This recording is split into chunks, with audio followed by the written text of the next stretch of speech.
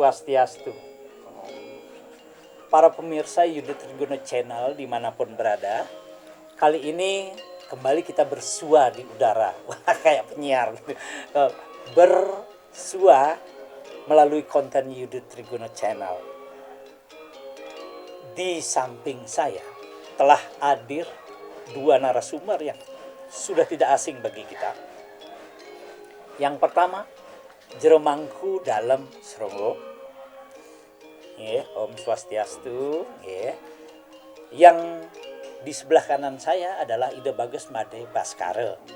Ya, beliau seorang praktisi, pemerhati hidup. Hari ini kita akan mencoba membahas sesuatu yang sudah biasa kita dengar. Sudah biasa kita laksanakan. Karena kita berpartisipasi dalam kegiatan itu sebagai warga masyarakat. Yaitu Napak Pertiwi. Napak Pertiwi. Sebuah prosesi yang banyak dilakukan oleh masyarakat desa adat di Bali ketika nedonang Ida Betara dan ngiring Ida Betara untuk keliling desa. Mari kita bahas apakah sesungguhnya Napak Pertiwi itu, apakah proses penting yang harus diperhatikan oleh kita semua ketika ide Napak Pertiwi, dan syarat-syarat khusus apa sebaiknya diperhatikan ketika kita nyungsung ide dalam proses Napak Pertiwi ini. Tuaji dan Jeromangku durusan. Apa itu Napak Pertiwi? Sira demon, Tuaji. Oh, mangku. Terus. Om Swastiastu. Om Swastiastu. Para pemirsa Yudha Triguna Channel yang berbahagia, kembali dalam kesempatan ini saya berbahagia sekali bisa lagi urun rembung bersama-sama beliau berdua, utama Atu Aji dan Atu Gus Made Baskara yang dalam acara hari ini mengulas tentang apa yang disampaikan terkait dengan upacara Napak Pertiwi. Upacara Napak Pertiwi. Nah, ketika kita menyebut Napak Pertiwi, napak itu berarti menginjak.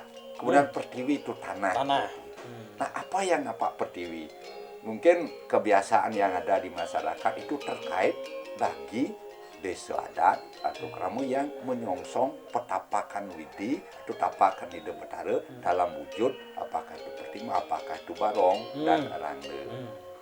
Nah, kemudian kenapa justru ada upacara Napak Pertiwi? Nah, mungkin ini terkait dengan suatu keyakinan menurut hemat yang selaku pengayah dan juga selaku masyarakat, karena tapakan Ida Betara dalam wujud balon yang disucikan, disakralkan dan diyakini mempunyai kekuatan sinar suci dari Ida Sang Hyang Widi yang notabene sebagai pengambang-ambang atau penyejak jagat, suatu penyejak atau penyejak desa, pengambang-ambang desa. Itu nantinya diyakini akan mempunyai suatu kekuatan untuk mengeruat atau nuduh male seluruh gering merana apa petaka pancabaya di suatu desa. Nah, mungkin dari hal tersebut maka ada suatu proses ketika wali, apakah itu sasih bah, apakah itu dari kelima sampai desa, itu ada suatu dresde kembali dengan dresde dari satu desa. Ada suatu prosesi yang disebut dengan Napak Pertiwi. Yang intisarinya itu adalah sebagai suatu ruatan atau penyuda malam jagat atau penentu jagat, mungkin bisa disebutkan, atau nasita jagat. Nah, kemudian ketika dedun Napak Pertiwi ini otomatis ada sarana yang patut Ya sarana utama misalnya kalau memang beristana di Pura Dalam, Pusah dan lain sebagainya, ya pasti minimal di awal selaku krama ngatur pejati mun bahwa artinya matur kiuning apakah Surya Pertiwi yang ajang dan lain sebagainya itu untuk dalam kesempatan hari ini apakah sangikala apa tengah malam akan melakukan proses Pak Pertiwi. Nah kemudian selanjutnya ada proses dalam bentuk pertunjukan mungkin dikemas tapi itu tetap konteks upacara. Nah kemudian mungkin dalam suatu calon narang gitu misalnya nah kemudian bahwa setelah itu proses atur tuning, kemudian kedua ada yang namanya proses napak siti. Napak berarti tedun petapakan itu berharus sami ke senjero kalangan sebelum mecan-mecan. Tedun, ketika tedun mungkin dari Serati Banten sudah yang serana pokoknya mungkin nanti, tapi menurut desa Kalopatra juga tedun sami apakah itu ada prosesi murwa daksina di kalangan misal tergantung terkait dengan kebiasaan tradisi setempatnya. Kemudian setelah itu ada yang namanya aturan segah atau aturan pemenak. Itu sarana pokoknya apakah itu pejati, apakah itu ada kelas penyenang, bayuan dan yang inti sarinya sekali ada di sana segah agung dan penyamleh. Nah, itu biasanya penyamleh. Nah kemudian sesuai dengan desta, tetapi selaku pengajar terkait dengan intisari tadi, intinya sekali dari mungkin dari sepuja atau permohonan adalah mohon biar beliau berkenan tedun napak peri napak suwi sebagai suatu upacara ruat bumi ruat jalan. Nah kemudian mungkin kita bisa simak dalam sepuja misalnya ketika pengastawan durga misal pengawan tapak itu intinya sekali pakulun paduku betara misalnya kaulan singe paduk anermah bati angaturakan sarineng saji pemenak kali kini sesuai kemudian itu mandos wece sih paduk betara angkeruan papo petakan yang jaga panjelmayang yang jaga gering yang jaga mungkin intisari sebenarnya di samping dengan beberapa sloka-loka puja dan mungkin kemudian terkait dengan sang nyongsong juga ini nah mungkin ini perlu juga disimak oleh kerakyat kami mungkin ketika nyolah pada saat Napa Pertiwi itu penyolah atau penyiwi minimal harus memperhatikan etika itu utama misalnya penyucian raga minimal harus sudah mau pewintanan.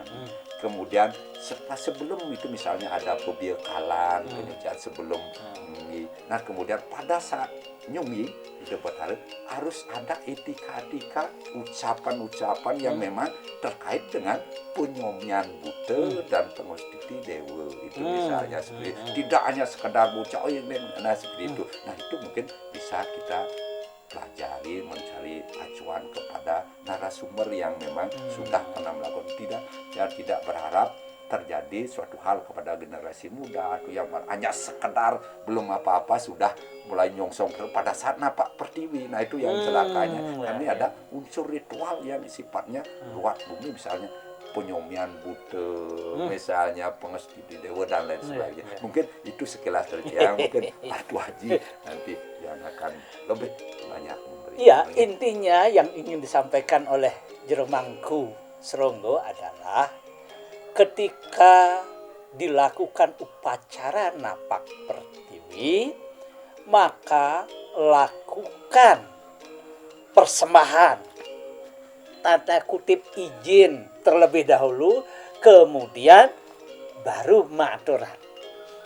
Jadi masa beliau kita undang untuk menetralkan seisi jagat ini tanpa jamuan. Kira-kira begitu kalau kita logikakan.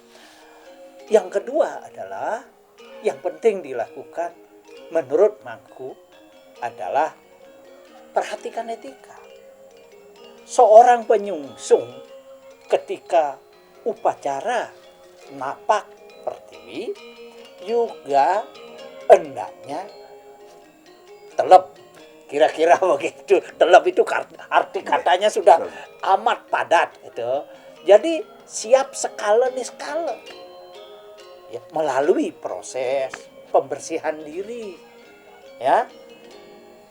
Karena Napak Pertiwi bukan semata-mata sebuah hiburan dan pertunjukan. Tetapi kata kuncinya adalah upacara. Dan kedan Roji. Kedan durasang nak dumon. Durasang. Nggih.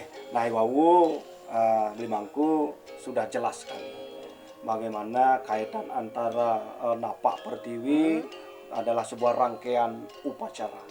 Bukan hanya rangkaian yang mengada-ngada, tetapi adalah sangat jelas sekali tujuannya bagaimana. Nah, berkaitan dengan prosesi napak pertiwi, terutama yang dilakukan melalui petapakan Ide Betara, biasanya berupa barong dan rangna. Nah, memang masing-masing desa pekraman seperti yang Blimangku sampaikan memiliki dreste masing-masing. Nah, ini terlepas dari pakem sastra yang sudah ada, karena sastra dreste dan loka dreste itu juga sangat penting sekali. Maka tiap daerah memiliki upacara yang berbeda. Tapi pada esensinya kita harus memahami bahwa esensi dari napak pertiwi itu sekali lagi adalah bagaimana membuat konsep Ide Betara yang nirgunam Brahman itu menjadi sagunam Brahman. Bagaimana tadinya yang beliau dilinggihkan di gedung dalam dengan berbagai perbawa, dengan berbagai linggih yang utama begitu mulia. Nah, beliau supaya turun napak itu ampura menginjakkan kaki beliau kepada pertiwi yang dimaksudkan ini adalah pekraman, adalah tempat, adalah bumi. Nah, tentu saja tujuan untuk napak pertiwi itu seperti yang sampun dijelaskan oleh Blimangku, tujuannya adalah ngeruat bumi. Nah, tujuannya adalah mengharmoniskan alam sekalipun itu. Nah, ini juga harus dipahami esensinya. Nah, ketika melakukan prosesi ngeruat bumi puniki yang namanya ruatan sekalipun itu, tentu ini tidak boleh dilakukan secara sembarangan. Harus oleh orang yang memang memahami itu. Terutama sampun dipertegas oleh Blimangku bahwa ketika Ide Betara jagi tedun napak pertiwi sane munut utawi nyongsong punika tidak boleh orang sembarangan. Minimal sekali yang Blimangku sampaikan sudah mewinten. Apalagi memang sampun uruh tapas ring tingkahing nyaluk puniki utawi nyongsong petapaan Ide Betara tidak boleh sembarangan punika. Dan juga harus dipahami karena pada saat nyongsong petapaan Ide Betara misalnya dalam wujud rangna ataupun dalam wujud barong, ini ada etikanya, ada ucap-ucap sekali yang disampaikan oleh Blimangku yang harus disampaikan, karena ucap-ucapan inilah mengandung mantra puja sehe yang nantinya digunakan pada saat ngeruat bumi puniki. Jadi tidak boleh hanya fokus pada tarian saja, sesolahan saja, tetapi ada puja mantra sehe yang harus diucapkan, karena inilah kekuatan yang nanti menyempurnakan upekara bebantenan yang disiapkan pada saat prosesi ruatan bumi atau penyomian jagat punika. Jadi penting sekali.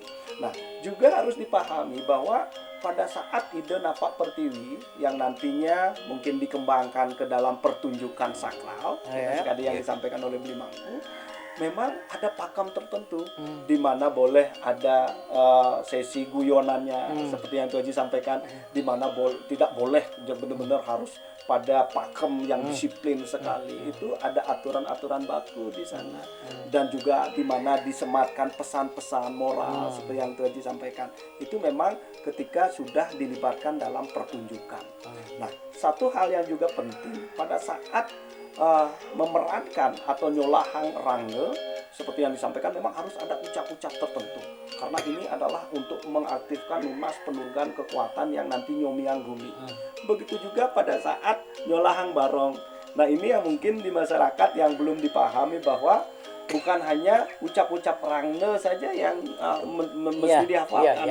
Pada saat nyolahang barong itu pun yang doanya, ada doanya, ada mantranya, karena nanti ampun Blimangku, ada pada momen di mana antara barong dan rangno ini akan berpadu begitu.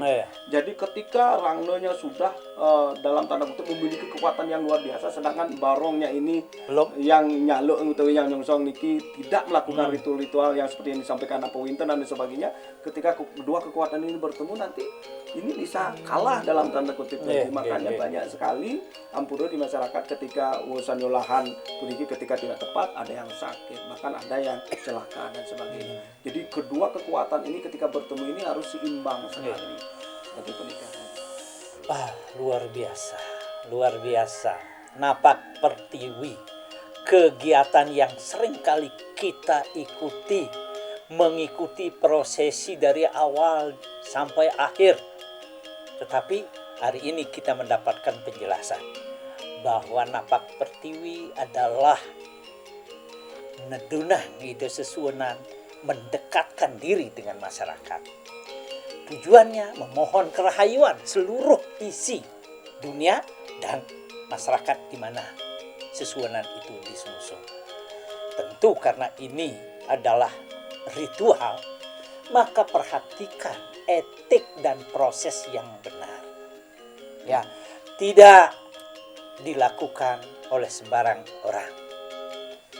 Orang boleh belajar untuk melakukan itu. Tetapi kalau belum cukup, sebaiknya sadar diri untuk tidak melakukan. Berikan kepada mereka yang sudah siap. Karena pengerestiti kita adalah Jagadita, Santi. Begitu kira-kira permohonan kita dalam proses napak pertiwi. Mudah-mudahan kita semua sadar, ingat, eling pada maksud utama dari prosesi napak pertiwi. Semoga konten sederhana ini dapat memberi manfaat kepada kita semua. Terima kasih. Rahayu. Om Santi, Santi, Santi. Om.